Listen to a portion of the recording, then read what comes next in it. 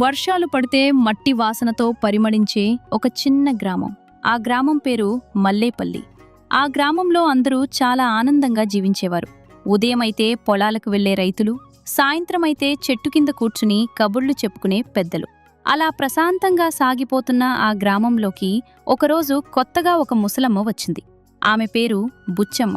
చిన్న పాత బండి, దానిమీద వేడివేడి పకోడీలు. రండి బాబూ, వేడివేడి పకోడీలు అంటూ నవ్వుతూ అమ్మడం మొదలుపెట్టింది. మొదట్లో ఎవరూ పట్టించుకోలేదు, కాని ఆ పకోడీల వాసన మాత్రం గ్రామమంతా వ్యాపించింది. పొలం నుంచి వస్తున్న రాజు అక్కడికి వెళ్ళాడు.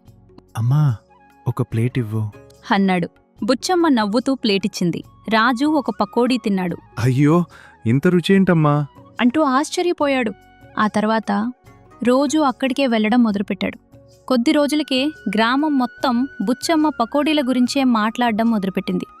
ఆ పకోడీలు తింటే మనసే మారిపోతుంది అని ఒకరు, ఒక్కసారి తింటే మళ్ళీ మళ్ళీ తినాలనిపిస్తుంది అని ఇంకొకరు. అలా అందరూ ఆ పకోడీలకు అలవాటు పడిపోయారు.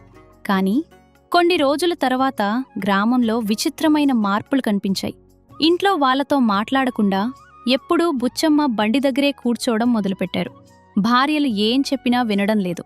పిల్లలు పిలిచినా పట్టించుకోవడం లేదు. రంజని భర్త రాము కూడా అలాగే మారిపోయాడు.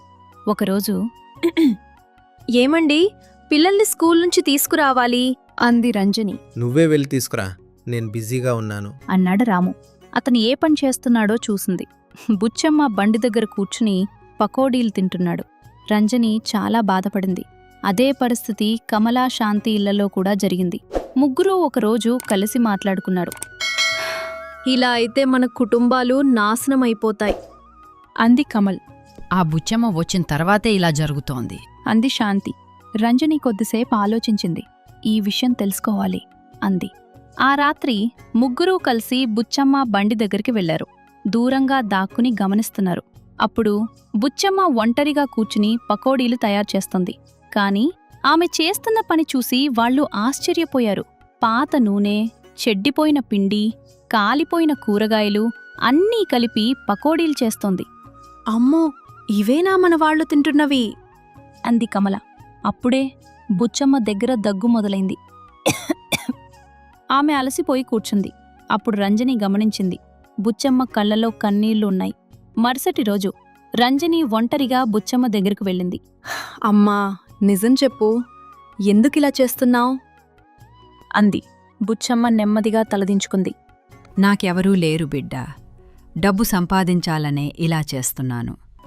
జనం ఈ రుచికి అలవాటు పడిపోతారని తెలిసి కూడా ఆపలేకపోయాను అంది. ఆ మాటలు విన్న రంజని కళ్లలో నీళ్లొచ్చాయి. డబ్బు కోసం గ్రామాన్ని పాడు చేయొద్దమ్మా అంది. ఆ రాత్రి రంజని, కమల, శాంతి ముగ్గురూ కలిసి గ్రామస్తులందర్నీ కూడగట్టారు. వాళ్ళ ముందు బుచ్చమ్మ పకోడీలు ఎలా తయారు చేస్తుందో చూపించారు. అది చూసి అందరూ షాక్ అయ్యారు. రాము కోపంగా అడిగాడు, ఇంత చెడ్డ ఆహారం మాకెందుకమ్మా అమ్మా? బుచ్చమ్మ ఏడవడం మొదలుపెట్టింది. నన్ను క్షమించండి, నాకు డబ్బు తప్ప ఇంకేం కనిపించలేదు అంది. గ్రామస్తులందరూ మౌనంగా నిలబడ్డారు. కొద్దిసేపటి తర్వాత రంజని ముందుకు వచ్చింది. తప్పు చేసింది నిజమే, కాని మనం కూడా తెలియకుండా అలవాటు పడిపోయాం. ఇక నుంచి బయట రుచుల కంటే ఇంటి ప్రేమ విలువ తెలుసుకోవాలి అంది. ఆ మాటలు అందరికీ అర్థమయ్యాయి. బుచ్చమ్మ నెమ్మదిగా తన బండి దగ్గరకు వెళ్ళింది. కొన్ని క్షణాలు దాన్ని చూస్తూ నిలబడింది. ఆ తర్వాత తనే ఆ బండిని తీసుకుని గ్రామం బయటకు వెళ్ళిపోయింది. ఆ రోజు తర్వాత మల్లేపల్లి గ్రామంలో మళ్లీ నవ్వులు వినిపించాయి. సాయంత్రమైతే అందరూ మళ్లీ తమ కుటుంబాలతో కలిసి కూర్చోవడం మొదలుపెట్టారు. రంజని తన పిల్లల్ని చూసి నవ్వింది. రాము కూడా తన తప్పు తెలుసుకుని కుటుంబంతో సమయం గడపడం మొదలుపెట్టాడు. ఆ గ్రామం ఒక విషయం మాత్రం ఎప్పటికీ మర్చిపోలేదు. అలవాటు మొదట సరదాగా మొదలవుతుంది, కానీ జాగ్రత్తగా లేకపోతే జీవితాన్నే మార్చేస్తుంది.